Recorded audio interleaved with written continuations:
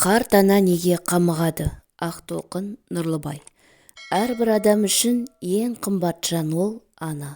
Балаға жарық өмір сыйлап, тәрбиелеп, бар тілеуін тілеп, оқытып, отбасы етіп жібереді. Бұл әр ата-ананың міндеті. Одан кейінгі кезек ұрпағының жемісі. Яғни, қарттық шағына келгенде бала-шағасының рақатын көргісі келетіні хақ. Отбасылық өмір заңдылығы осылай. Ойланып қарасаңыз, бала бақыт үшін ана бәріне барады. Ал бала ата-анасына қалай қарайды? Хадистің өзінде де аналар жайлы айтылған біраз асыл сөздер бар.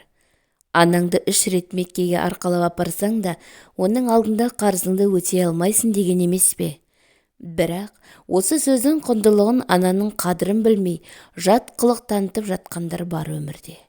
Жақында қамқорлық дағдарыс орталығына бардым. Аты айтып тұрғандай, жақынынан жылылық емес, зорлық көрген, жаны жараланған нәзік жандар келеді осында.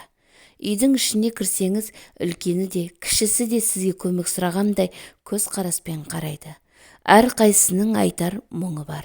Орталықта керует үстінде ойға шомып отырған ақ жаулықты ананы көрдік. Содан әңгімеге тарттық. Кейуана жылы қабақ танытты. Бірақ оның астарында өз қайғысын жасырған үлкен жүректі жан екенін сездік. 2 ұлдың анасы екен. Биыл 77 жасқа толады. Шаңырағында шат-шадыман күй кешетін шақ емес пе? Бірақ ол кісі балаларынан да қамқорлық емес, қорлық көрген. Бір адам балам болмады деп жылайды. Енді бірінің баласы болса, одан қорлық көріп қиналады.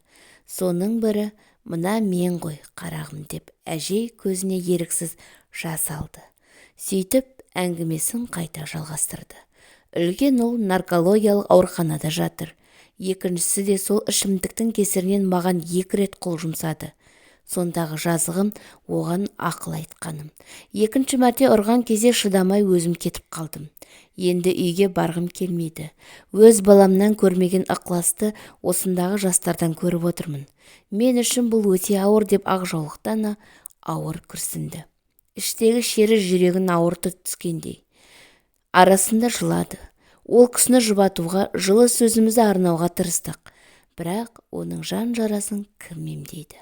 Алланың берген қос баласынан осындай күй кешіп отырмын. Немерелерімді сағындым. Алайда олар бөлек кеткен. Өйткені ішетін әке кімге керек? Ішімдікке жақын болған ұл қадірсіз болады. Отбасының, елдің алдында. Бірақ оны түсінетін бала қайдан? Деді ана мұңая мұңын айтып. Осыншама жасқа келгенде жылы үйінен кетіп, ағайын туыс, бәрін ұмытып, жалғыз өзі дағдарыс орталығын паналау оңай емес. Шіркін, жұрттың баласына қарап қызығамын. Аналарына мейірімдерін төгіп отырған кезде еріксіз жылап аламын. Себебі барлық ана балаларының арасында бақытты, әдемі қартайғысы келеді. Ал мен үшін бұл жай ғана арман болып қалады, деп аяқтады сөзін Кейуана. Өзі жылап отырса да, жүрегі басқа аналардың бақытты болуын тілейді. Біз де бар жылы сөзімізді арнадық, жұбатқандай болдық. Сонда да болса, 9 ай көтеріп дүниеге әкелген балаларындай бола алмасамыз анық. Іштен шыққан шұбар жылан дегендей, солардан қанша қорлық көрсе де, ананың көңілі бәрібір баласында екенін байқадық. Жаны қиналса да, ана алаңдаулы. Міне, ана дегеніңіз сондай кең жүректі жан. Лайым, ақ жаулықтыларымыз жыламаса екен дейміз.